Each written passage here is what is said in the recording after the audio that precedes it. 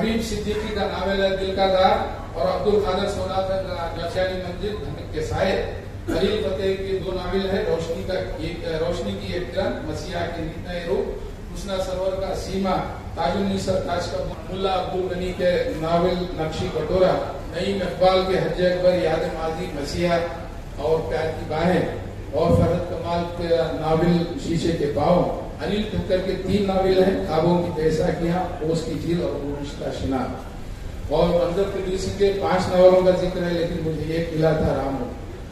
ان ناولوں میں لیجئے یا افسانوں میں لیجئے کہ تمام میں آپ دیکھیں گے، آپ مثال میں میمونہ تسلیم دوں گا کہ منظر نگاری ان کے یہاں حاوی ہے۔ اب چکمنگلور کا علاقہ ہے جہاں پہ وہ پلی بڑی تھی، اس میں انہوں نے برف کی وادیوں کو بھی شامل کر دیا، یہ تصور۔ اب اس پر بھی لمبی طویل بحث ہو سکتی ہے، یہاں پہ اختصار۔ اب میں نے جتنے ناول نگاروں کے نام لیے ہیں اس میں آپ چاہے انیل ٹھکر صاحب کو لیجیے یا سلیم تمنا کو لیجیے، نعیم اقبال یا میمونہ تسلیم کو، ان کے ہاں علاقائی رنگ، تہذیب، یہ تمام چیزیں ملتی ہیں۔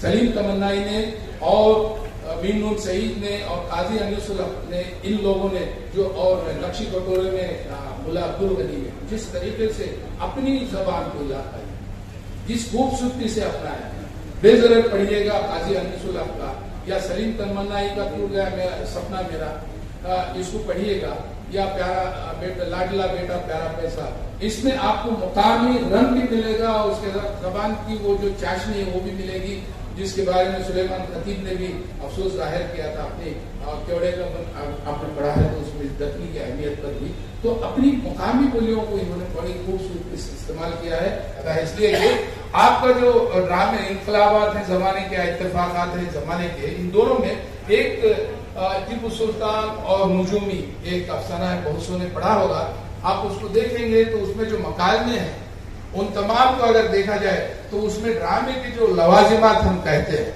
اور اردو ڈرامے کے آغاز کا صحرا ہم محمود بنگلوری کو دے سکتے ہیں۔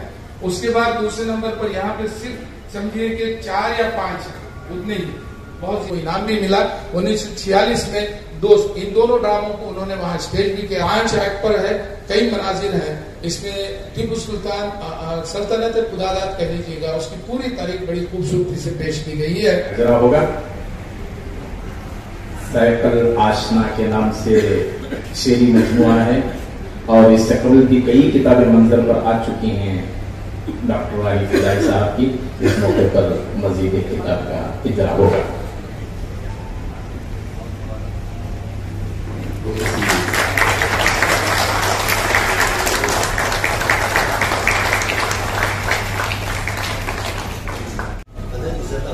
اور اس درجے کی عزت افزائی میں بالکل اس قابل نہیں ہوں، لیکن راہی فضائی صاحب کی محبت، ان کی شفقت، اور اتنا مجھے عزیز رکھتے ہیں، میں اس کا جتنا فخر کروں گا۔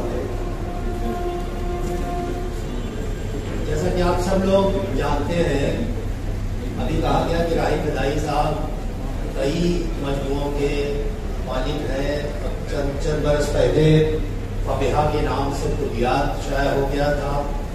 عام طور سے کلیات شائع ہوتا ہے تو لوگ یہ سمجھتے ہیں کہ اس کے بعد پھر شاعری کا سلسلہ گویا ختم ہو گیا، اسی لیے بلکہ کہا جاتا ہے کہ کلیات جو ہے وہ بالکل آخر میں آنا چاہیے، لیکن اس سے راہی فضائی صاحب کی شعر گوئی اور ان کی شعر گوئی مطلب اس درجے کی، اس مرتبے کی شعر گوئی ہے کہ جو ہمارے زمانے میں بہت سے جو شعراء ہیں ان کے لیے اس میں بہت کچھ حاصل کرنے کے سامان موجود ہیں۔ میں بہت معمولی طالب علم ہوں شعر و ادب کا، لیکن جن لوگوں کا کلام پڑھ کر اور بہت بچپن کے زمانے سے، جب سے خاص طور سے شکون میں راہی صاحب جتنی کثرت سے شاعر ہوئے ہیں، ان کے کلام، جن لوگوں کلام پڑھ کر کے میں نے تھوڑی بہت شعر گوئی سیکھی ہے، اس میں راہی فضائی صاحب بہت نمایاں ہیں۔ اور ابھی جو یہ کہا گیا کہ راہی فضائی صاحب ریاست کرناٹک یا جنوبی ہند کے، میں راہی فضائی صاحب کو اپنے پورے ہندوستان بلکہ پوری اردو دنیا میں جو نمایاں ترین شعراء ہیں ان میں شمار کرتا ہوں۔ یہ ہماری بدقسمتی ہے کہ ہمارے زمانے میں علاقائیت جو ہے کچھ ایسی زیادہ حاوی ہو گئی ہے کہ اچھا سے اچھا شاعر ہو جنوبی ہند میں تو اس کو یہ سمجھ لیا جاتا ہے کہ وہ صرف جنوبی ہند کا شاعر ہے، یا ہمارے شمالی ہند میں کوئی اچھا شاعر ہے سمجھ لیا جاتا ہے کہ وہ شمالی ہند کا شاعر ہے۔ شاعروں کا علاقہ نہیں ہوتا، شاعری کا بھی علاقہ نہیں ہوتا۔ شاعری جو ہے یہ تو علاقوں سے ماورا چلی جاتی ہے، ٹرانسینڈ کر جاتی ہے۔ پوری اردو دنیا کو سامنے رکھ کر کے اگر ہم یہ کہیں کہ ہمارے زمانے میں اور جنسیت یعنی جن کی شاعری نے آبیاری کی ہے شعر گوئی کی نئے لوگوں کی، تو ان میں راہی فدائی صاحب کا شمار ہوتا ہے۔ اور جہاں تک ان کی شاعری کے بارے میں کیا عرض کروں، معاف کیجیے گا، ہمارے زمانے میں شاعری تو بہت ہو رہی ہے لیکن شاعری کے جو رموز اور نکات ہیں یا شاعری کی جو باریکیاں ہیں اس کے بارے میں بہت کم لوگ واقف ہیں، اور نہ صرف کم واقف ہیں بلکہ واقف ہونا بھی نہیں چاہتے۔ وہ یہ سوچتے ہیں کہ موضوع تباہ ہے، شعر موضوع کر لیتے ہیں، اس کے بعد تھوڑا بہت ردیف قافیہ اور مضامین وغیرہ معلوم ہے، اپنا شعر کہہ دیا، مجموعہ چھپوا دیا۔ لیکن صحیح معنی میں شاعری کی باریکیوں کو سمجھنا اور اس کو بروئے کار لانا اور اعلیٰ درجے کے اشعار خلق کرنا، تخلیق کرنا، یہ معمولی بات نہیں ہے۔ یہ ہمارے زمانے میں بہت کم عموماً دیکھا جاتا ہے کہ ہم لوگ بچپن میں سنا کرتے تھے، اکثر خواتین کہا کرتی تھی کہ جیے تو جلائے مرے تو پلائے، یہ سمجھ میں نہیں آتا تھا اس وقت میں کیا ہوتا ہے یہ۔ یعنی آدمی جب تک ہمارے درمیان ہوتا ہے، کوئی بھی فنکار اس کی صلاحیتوں کے ساتھ ہمارے سامنے موجود ہوتا ہے، اس کی قدردانی نہیں ہوتی۔ اور عمومی طور پر ہوتا یہ ہے کہ انسانیت کے جو درجات ہمارے سامنے ہوتے ہیں، انسانیت کا پہلا جو درجہ ہوتا ہے وہ یہ کہ اگر کوئی اچھا کام کرے، کوئی خدمت خلق میں مصروف ہے، کسی بھی فن میں وہ اپنے فن کا لوہا منوا رہا ہے، تو اس کے ساتھ بولیں، اسے یقین دلائیں کہ اس میدان میں آپ اکیلے نہیں ہیں۔ یہ انسانیت کا پہلا درجہ ہوتا ہے۔ ولو بالفرض اگر یہ ظرف ہم میں نہیں ہے تو انسانیت کا دوسرا درجہ یہ ہوتا ہے کہ اسے یقین دلائیں کہ اس میدان میں ہم آپ کے ساتھ چل نہیں سکتے، آپ آگے بڑھتے رہیے، ہم ہمارا تعاون آپ کے ساتھ رکھیں گے۔ یہ انسانیت کا دوسرا درجہ ہوتا ہے۔ ولو بالفرض اگر یہ بھی ظرف ہم میں نہیں ہے تو انسانیت کا آخری درجہ یہ ہوتا ہے کہ اس شخص کی نہ موافقت میں جائے نہ مخالفت میں جائے، نہ اس کی خوبیوں کو تسلیم کرنے کی کوشش کرے نہ اس کی مخالفت میں، بلکہ خاموش ہو جائیں۔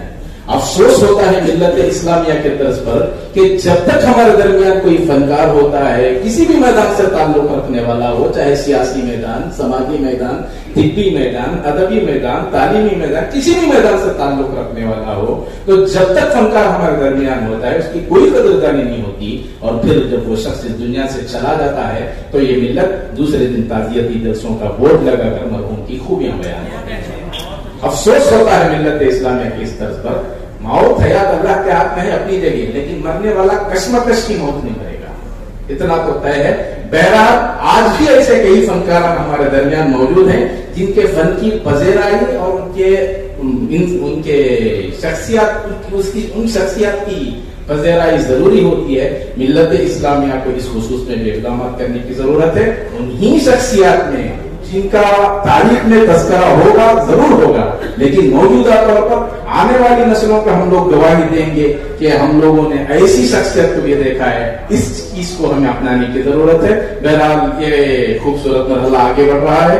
اس موقع پر چلیے مقالے کی دنیا میں پھر دوبارہ لوٹتے ہیں۔ ہمارے درمیان وہ معزز شخصیت تشریف فرما ہے جو ویلور کی ایک معزز شخصیات میں جن کا شمار ہوتا ہے ڈاکٹر بشیر الحق صاحب۔ انجمن ترقی اردو کے صدر علی جناب محمد عبید اللہ شریف صاحب، انجمن ترقی اردو کے جنرل سیکرٹری علی جناب مبین منور صاحب، اس اجلاس کے محرک فعال رفیق محترم جمیل ملنسار صاحب اور ان کے رفقا، ڈیس پر تشریف فرما معززین و محترم شخصیات، صدر اجلاس ڈاکٹر راہل فدائی صاحب، رفیق محترم ڈاکٹر سجاد صاحب، اور بہت سے حضرات ہیں جو یونیورسٹیوں اور جامعات سے جڑے ہوئے ہیں۔ سب کا نام لینے سے اس وقت میں معذرت خواہ ہوں، کہیں یہ شجرہ نسب نہ بن جائے۔ معزز حاضرین و سامعین، محترم خواتین، ہے مدرسہ باقیات الصالحات کی اردو خدمات۔ موضوع کی تلخیص پیش کرنا ہے۔ دراصل تلخیص نہیں، تحصیل حاصل ہے جو ابھی آپ کے سامنے وہ مضامین کا مجموعہ پہنچنے ہی والا ہے۔ زبان کسی قوم کی اجارہ داری کی حقدار نہیں ہوتی، اس پر تمام قوموں کا، تمام ملتوں کا، تمام طبقوں، تمام جماعتوں، تمام اداروں، جامعات ہوں، اونچے ہو یا نیچے ہو، فوقانیہ ہو تحتانیہ ہو، سب کا زبانوں پر برابر حق ہوتا ہے۔ مذاہب کی کوئی زبان نہیں ہوتی، نہ زبانوں کی کوئی مذہبوں کی کوئی زبان ہوتی ہے۔ زبانوں کا بھی مذہب نہیں، مذہبوں کی بھی زبان نہیں۔ یہ استثناء ہے عربی زبان قرآن کریم کے حوالے سے، وہ یقیناً دین محمدی کے آخری حصے کی زبان ہے، وحی مطلوع ہے، وہ دائمی طور پر۔ خیر، اس وقت میں مدارس کے حوالے سے بالخصوص مدرسے باقیات الصالحات کے متعلق چند عبارت مختصر سی کہہ کر اپنی بات کو ختم کروں گا۔ اس سے پہلے میں کم از کم مدارس کیا ہے وہ بات کہہ دینا مناسب سمجھتا ہوں، تاکہ آپ نے مدرسے کی حقیقت کیا ہے۔ اسلام کی تاریخ میں مدارس کے قیام کی اولین مثال مکی دور میں صحابی رسول حضرت ارقم رضی اللہ تعالی عنہ کے گھر کے حوالے سے ملتی ہے۔ اس گھر میں نبی کریم صلی اللہ علیہ وسلم اور حضرات صحابہ کرام جمع ہوتے تھے۔ حضرت صلی اللہ علیہ وسلم دار ارقم میں صحابہ کو تعلیم دیتے تھے۔ اس اعتبار سے دار ارقم کو مکہ مکرمہ کا پہلا مدرسہ کہنا چاہیے۔ نبوت کے 12ویں سال یثرب، جسے آج ہم مدینہ منورہ کہتے ہیں، مدینے کے کچھ لوگ مشرف و اسلام ہوئے۔ ان کی تعلیم کے لیے نبی اکرم صلی اللہ علیہ وسلم نے حضرت مصعب ابن عمیر رضی اللہ تعالی عنہ کو مدینہ بھیجا، اور حضرت مصعب وہاں ایک صحابی رسول جو 10ویں نبوت ہی میں اسلام سے مشرف ہو چکے تھے، ان کے مکان میں اترے۔ یہ صحابی ہیں حضرت اسعد ابن زرارہ رضی اللہ تعالی عنہ۔ ان کے مکان میں حضرت مصعب اترے، قیام پذیر ہوئے، اور اسی گھر میں انہوں نے مسند درس بچھا دی۔ اس اعتبار سے حضرت اسعد کے مکان کو مدنی دور میں اولین مدرسے ہونے کا اعزاز حاصل ہوا۔ بھٹکل سے تشریف لانے والی ایک معزز شخصیت محترم عبداللہ غازی دامدار ابو ندوی کی تشریف فرما ہے۔ میں خواہش کروں گا کہ وہ اپنے مقالے کی تلخیص پیش کریں۔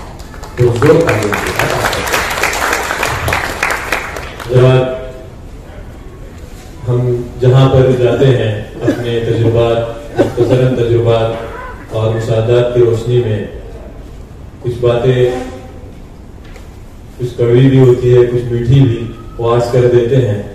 سب سے پہلے میں مبارکباد پیش کروں گا جناب مبین منور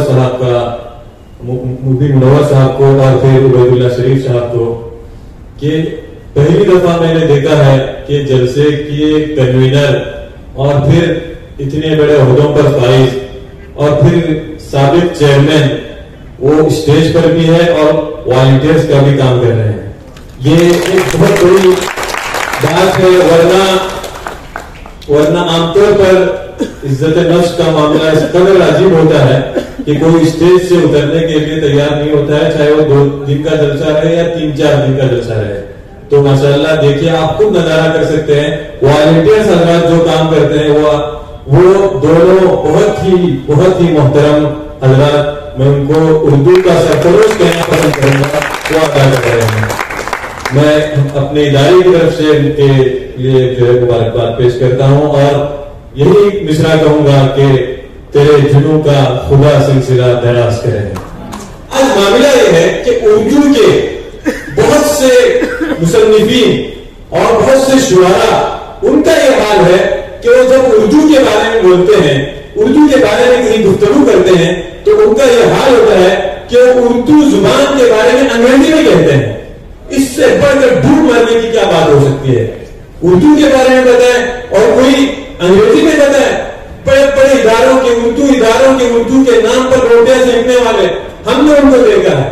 اور پھر ہم نے دیکھا ہے لکھنؤ میں، خاص طور پر دہلی میں، وہاں کے جلسوں میں، کانفرنسوں میں جب جانا ہوتا ہے، وہاں کے یہاں تو الحمدللہ حالات جو موجودہ دور میں کس طرح اردو کی صورتحال ہے اس پر جو ہے مقالہ ہے.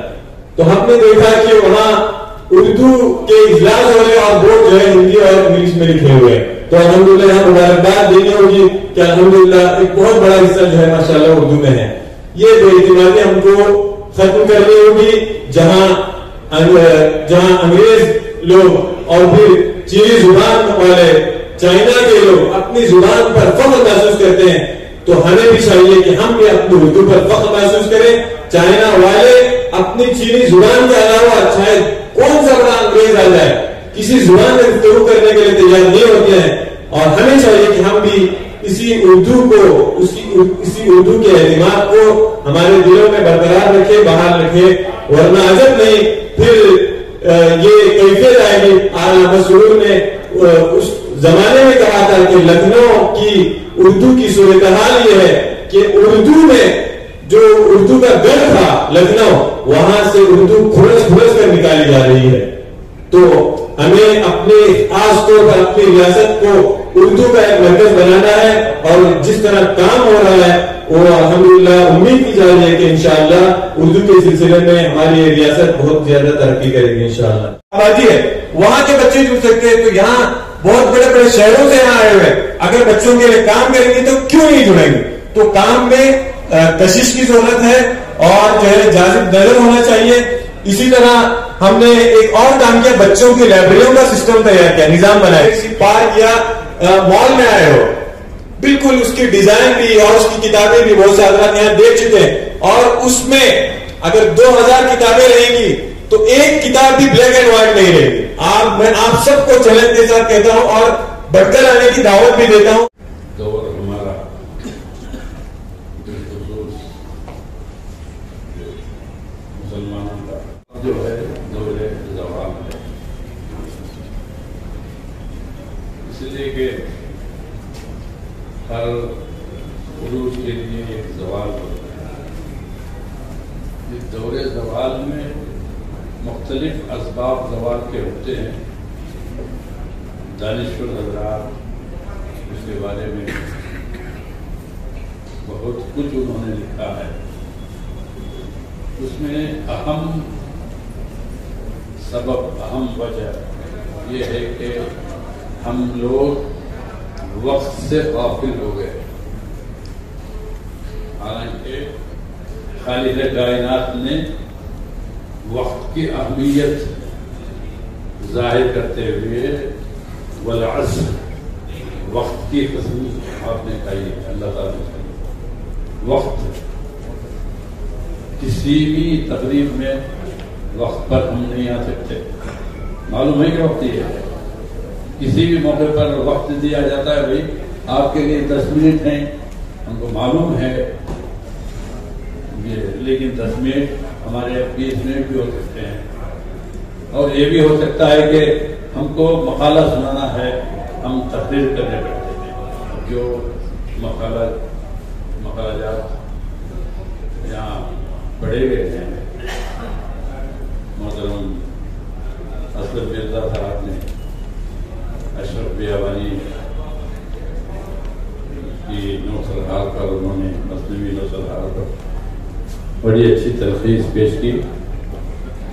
اس کے خواص اور اس کی زبان اور اس کی مہارت پر بھی آپ نے مختصر صحیح گفتگو کی. قاضی ضیاء صاحب نے کرناٹک کی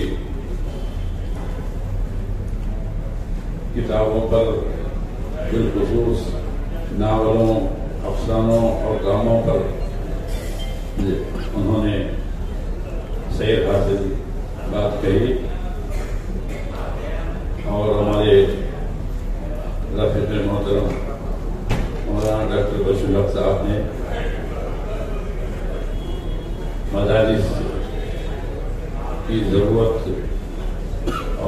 मदारिस में उर्दू जो पढ़ाई जाती है या उर्दू में दर्स दिया जाता है और उसकी अहमियत बाक़िया सालियात के हवाले से उन्होंने पेश की। और हमारे भटकल से तशरीफ लाए हुए मौलाना अब्दुल्ला गाजी साहब ने उर्दू की तरवीज और इजाज़ के लिए इस तरह के इक़दाम चाहिए और उन्होंने अपने यहाँ किस तरह काम किया है और किस नौइयत का काम किया है उसकी तफसील आपने बताई है। माशाअल्लाह सभी मकाम हज़रात अपनी अपनी जगह बड़ी उम्दगी से उन्होंने अपने मकालों की तलखीस को पेश किया है। मैं सबके शुक्रगुजार हूँ। अल्लाह ताला और मज़ीद उनको लिखने को फरमाए। तीसरे सेशन का इख्तिताम होगा। इससे कबल मैं मकाला निगार हज़रात के एजाज़ की कार्रवाई के लिए मैं ख्वाहिश करूँगा सबसे पहले सदर मोहतरम डॉक्टर वाहिद फिदाई साहब के हाथों मोहतरम डॉक्टर बशीरुल हक साहब वेलूर का एहसास होगा। मैं ख्वाहिश करूँगा कि डॉक्टर साहब दोनों डॉक्टर्स हज़रात इस कार्रवाई को बहसनो को भी अंजाम दें पुरजोर तालियों के साथ।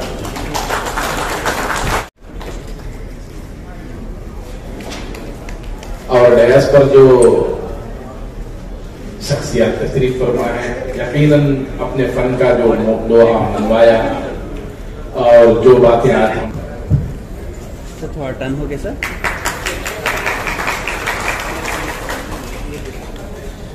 मोमेंट और शालपोशी गुलपोशी के अलावा डॉक्टर के रहमान खान साहब की एक किताब है हिंदुस्तानी मुसलमान लाए अमल के नाम से, जिसमें मुसलमानों की मुताल्लिक जो सूरत हाल है मिल्लत खुसूसन मुल्क में उस तरह से तकरीर चल रही है। आपकी जाने से भी कुछ ऐसा होना चाहिए और खामोश बैठे तो सो जाती ये भी कहा जाता है। बहरहाल बेदारी के कुछ नुकात होते हैं जिससे नाज़िम को अपनाना पड़ता है। अच्छा सर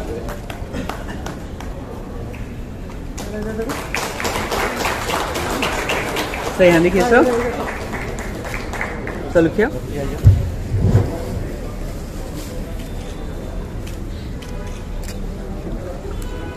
थैंक यू सर।